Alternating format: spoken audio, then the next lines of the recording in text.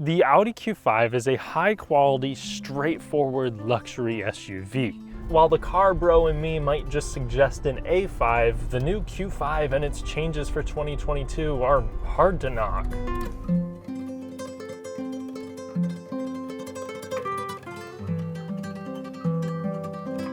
Consider subscribing and hitting the notification bell if you enjoy detailed, fun reviews on cars from every segment, new and used. Thank you. Don't take my opening statement there as me saying this defies crossover logic. But let's talk the tweaks for 2022. First off, just like the A5 and A4, the Q5 will now have a 4D variant that has a lesser output version of the engine in my tester. The easiest thing to critique here is the cost, because you'd think that less output means a lower price than the old base 45 variant. But no, it's 2022. In fact, these are marked up in most places. At least there's still a few dealers that honor the MSRP, one being Royal on the Eastside here in Bloomington, Indiana. I'd like to thank them for loaning me this car and keeping their prices right. If you're in the market for something new, used, or just plain cool, check them out. While the Q5 45 sees a price increase this year, you at least now have the S-Line package standard for 2022, which spruces up the Q5 nicely without going full. Audi also upgraded the battery pack for the plug-in hybrid version of the Q5, which is dubbed the 55. Now you'll be able to have a whopping 23 miles of all-electric range. But we'll talk more about the powertrains here soon. The Q5 right now is in its 5th model year here in the US, and it's retained the same trims the whole time, which we should probably mention now. You'll start off with the premium trim, then you'll have the premium plus, and then the top of the line prestige. While it's kind of weird to call your base trim premium, you do get quite a bit of features with it, including LED headlights and parking sensors along with fog lights. However, these are not the fog lights. The fog lights are actually integrated into the headlight themselves. These are both sensors for the adaptive cruise and autonomous braking system. If you get the Prestige, you'll get Audi's snazzy matrix lighting. And if you just step up to the Premium Plus, you'll have a 360 view camera system to protect your $50,000 Q5. One nice thing to see here is you have 8.2 inches of ground clearance, so at least curbs won't be as big of a problem for you. If you fancy a hunchback Audi SUV, you'll want the Sportback, which makes it look more slopey while sacrificing only a tiny amount of cargo space and a negligible amount of rear headroom. The Sportback has a panoramic roof and sport seats standard and comes with the 45 powertrain only. You also have the black optics package available on the 45 if you get the Premium Plus and Prestige.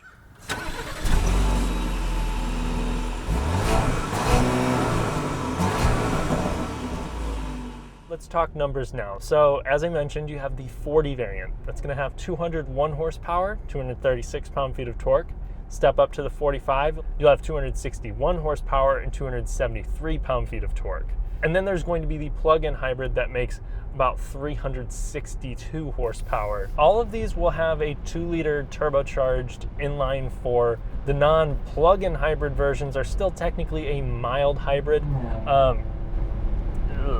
That helps sharpen up response. It's also supposed to smooth out the auto stop-start system, which is usually seamless, but there have been a few occasions where it draws more attention to itself than someone under 30 at a Presbyterian church. If the 45 doesn't do it for you, try out the SQ5. It won't be any quicker than the plug-in hybrid, but with revised dampening and a 6-cylinder engine, it'll have more attitude. All regular Q5s come with a 7-speed dual clutch that should help this in our 0 to 60 test that we'll do now. So we have the AC off, dynamic mode, and traction control off.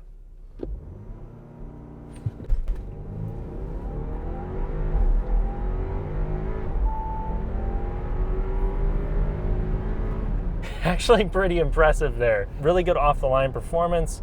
This 2-liter turbo does not mess around. Audi quotes 5.7 seconds. Draghi was reporting low satellites, so there could have been a slight delay in timing. Either way, this feels athletic. The 40 variant, according to Audi, is 1.1 seconds slower to 60. My only note is that under harder acceleration, the dual clutch can shift quickly, but a bit more harshly than it felt in the A440 I drove recently. For normal driving, the transmission works in the background pretty well. Now, looks are subjective, but personally, this is just about my favorite looking SUV in the class. Audi combines sharp lines with a curvy design in a way that I think few other brands can pull off very well. But let me know what you guys think. For me, I like this and I like the XC60 the most.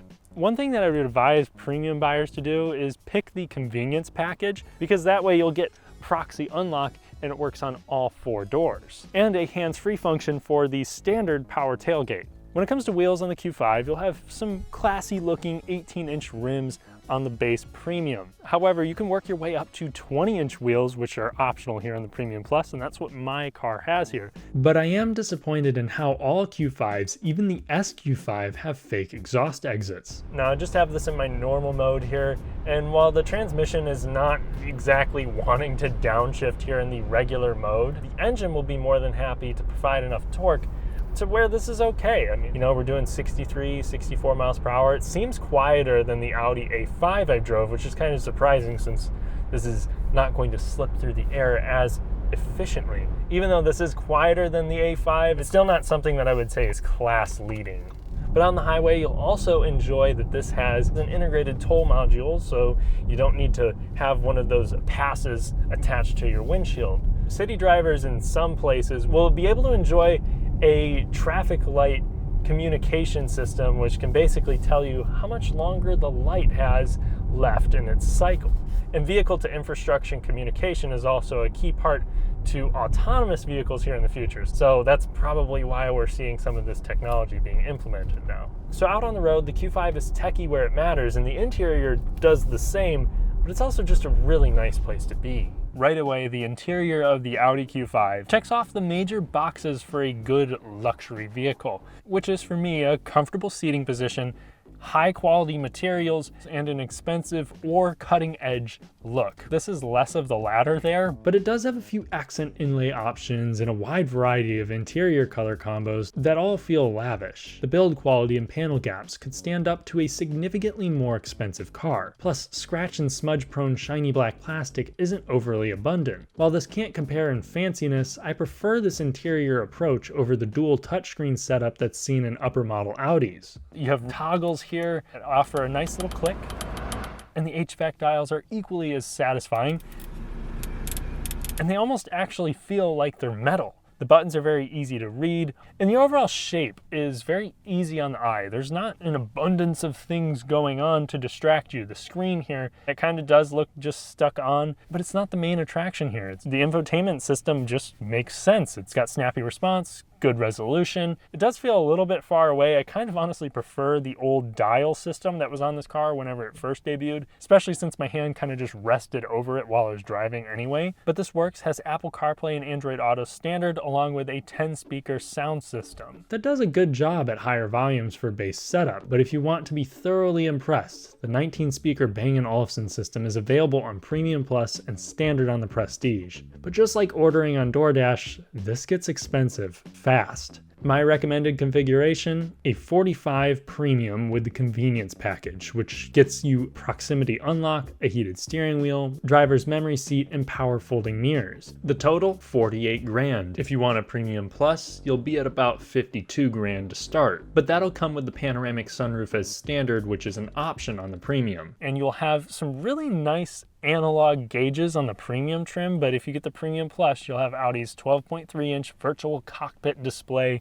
that I think is best in class. It's very easy to configure and make it look the way that you want. It displays all the information that I would like. Another thing that just makes sense in here is the adjustable center console, and if you get the Premium Plus model, you would normally get a wireless charger and Audi's phone box. However, this car doesn't have that, which is unfortunate because it also boosts your cell phone's antenna signal. They didn't include it because of the current manufacturing shortages. They just wanted to get the car here and discounted it $250 to compensate for this. They are even shipping some cars with one key and an IOU for a second one down the road. While that might be a bummer, at least these comfortable seats will be there to support you in these trying times. Standard lumbar control, which you would expect in a luxury vehicle, but I can have enough support. It's not as cozy as the Volvo X60, but I do have my thigh extender here, so tall people rejoice you have enough thigh support. The steering wheel can also come back really far, which is good for me. I'm 6'3" for reference, and I could drive in here for an extended period of time. Now, even though all cars will have leather heated front seats, Premium Plus buyers can opt for ventilated seats, but these give you the sport seats. And it was nice around these windy back roads. They're not too obtrusive. And when it comes to storage, where you used to have the dial for the infotainment system, you have a cubby there. I mean, there's several smaller cubbies in here, and the cup holders here are not all that impressive. You can fit like a coffee thermos in there and some cups, but they were repulsed by the thought of my 40-ounce Hydro Flask. But the good news is that that Hydro Flask fits in the door. Plus you have a nice little felt-lined storage compartment next to your knee. But funny enough, it's more shallow than the one in the A5, so it's more for charging cables than handguns like that one was. Another slight design L is for taller drivers. You have soft elbow rests, however the door is short and the pillar has no padding, so my left elbow is left hanging. Sitting behind myself in the back seat, I have enough legroom and more than enough headroom. It is close here and I do wish this was softer padded, but I can put my knees to the side pretty easily. There's more than enough space underneath the seat, which also highlights how low of a floor this has. I have pretty good support back here. I could be comfortable for quite an extended period of time, and you do technically have tri-zone automatic climate control standard on all Q5s, except you get like the most dumbed down control center back here, but it does exist, and if you want heated rear seats, you'll have to step up to the Prestige. And if you were wondering, the seats recline just a little bit. If you have the warm weather package, you'll have sunshades here. Like the cargo area of many other luxury vehicles, the Audi Q5 trunk is not near as spacious as something like a Tiguan. It just seems like there's a lot more insulation in here. However, it does come with some nice touches. Obviously, the standard power rear tailgate is nice to have, but you also have standard the availability to shoot down the rear seats with levers here on either side. You can also fold down the middle seat individually, which is a great touch, and they do fold pretty flat. Plus you have some nice accent lighting to really set the mood in the back of your Audi Q5. Now I've driven this over some pretty bad roads so far, and my overall impression is that this is just more forgiving than pretty much any Audi A4, A5 I've driven with or without the sport suspension. It's not like driving a cloud. I think the Volvo XC60 is just a tad more plush than this thing overall, but Audi has a very good suspension design team, and that means that you have a ride that's not going to beat you up, but also stays very composed for an SUV. Now the steering may feel precise, but it's not super quick, which you kind of expect to give up when you're purchasing an SUV. Body roll also feels only a little more pronounced than the non-sport suspension A4, helping it feel agile on windy roads. While it seems this is more to increase handling capabilities than ride comfort, an adaptive air suspension is available in the Sport Plus pack with plug-in hybrid upper trims only, at least in the US. This option will also grant you summer tires and a more aggressive interior with leather and Dinamica seating surfaces. One interesting Q5 fact, this can tow about twice what many of its competitors can at 4,400 pounds, but it can only do that with the 45 powertrain. Here in the normal mode, I kind of have to bury the throttle a little bit more than I want to get the transmission to wake up. But yeah, my Midwest experience here in the Q5 is a pretty good one, and this is on the 20-inch wheels. You can get these with 18s, and that'll allow this to be a little bit more soft over the biggest potholes and imperfections. Now that I have the Q5 on some better roads with dynamic mode, you can feel the steering kind of pick up a little bit of weight, which is nice because it's otherwise pretty soft. The sport seats hold me in pretty well. You're probably going to want to manually shift if you're really, going up some hills and stuff. The only thing that I think most people would notice when jumping from, most sport luxury sedans to something like this would be the body roll. All your steering at this point is going to be pretty numb. I'm at least glad that the weight here and the buildup in that is good, which helps the steering feel more direct, and that's something that makes it more pleasant at higher speeds as well. Really, this would be quite a good road trip car, or even something to own in the mountains, because you do have Quattro all-wheel drive here standard on all models. That's going to be a big pro for people, especially when this thing, starts out around the $44,000, $45,000 mark. And you still get Audi's great build quality. Visibility out of this is pretty good too. You have blind spot monitoring and rear cross traffic alert standard in here, along with autonomous braking, which you kind of expect. Unfortunately though, you will need the $5,000 Premium Plus upgrade to get adaptive cruise. But when it comes to reliability, this generation is shaping up to be relatively cheap to maintain, with one major problem that was just recently fixed. There were a couple reports of oil consumption, nothing like that of the previous gen, and other minor electrical woes have been reported, but the most consistent issue is caused by a very fragile module under the rear seat that will completely brick the Q5 if it encounters any moisture. Thankfully, Audi finally issued a recall for this in December. Overall, change the oil every 6,000 miles or so, ignore that 10K recommendation, and watch for carbon buildup on the intake valves. Oh, and don't forget to pray that premium fuel doesn't end up bankrupting you. Reliability considered, I'd still recommend the Q5 unless your top priority is a low running cost, in which case I'd still go with the Lexus NX.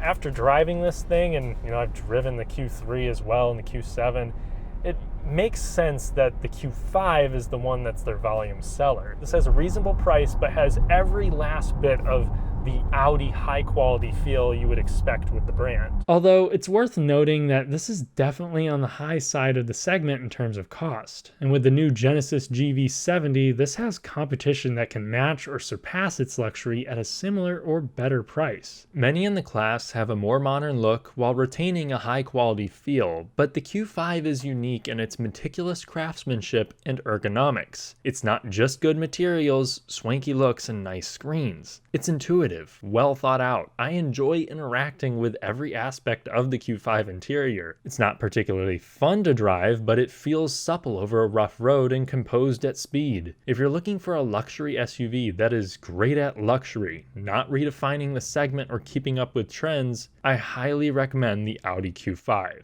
so long as you aren't afraid of a premium price. If you enjoyed the review, please leave it a like to help me with the ever mystical YouTube algorithm. Subscribe and hit the bell if you'd like to see more. Thanks for watching.